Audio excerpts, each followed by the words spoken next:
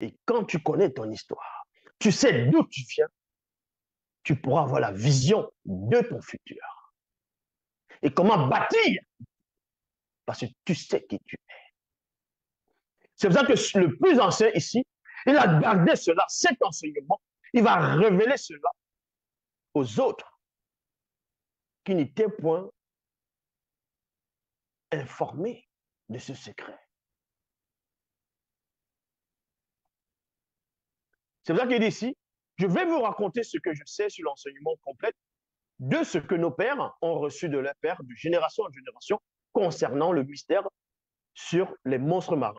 Selon ce qui est dit dans Kalatambale, donc, selon ce qui est dit dans Kalatambale, ça veut dire que ce vieux, certes, c'est un non-initié, mais il connaissait l'histoire. Dans Kalatambale, il connaissait l'histoire. Il connaissait l'histoire des Écritures. Il gardait l'enseignement.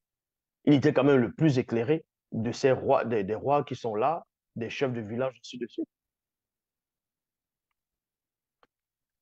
Donc, il dit ici, les premiers êtres vivants invisibles que la manifestation de la volonté de l'Oba façonna par le moyen de sa parole furent les grands monstres marins dotés d'une très grande puissance extraordinaire et incomparable, n'ayant ni la notion de la crainte ni de la peur. Or, quand les historiens ou bien tous les physiciens ou peu importe les biologistes vont vous parler de ce qui était dans l'eau au départ, ils vont dire non, avant, ce n'était pas les grands êtres, c'était des bactéries, c'était ainsi de suite.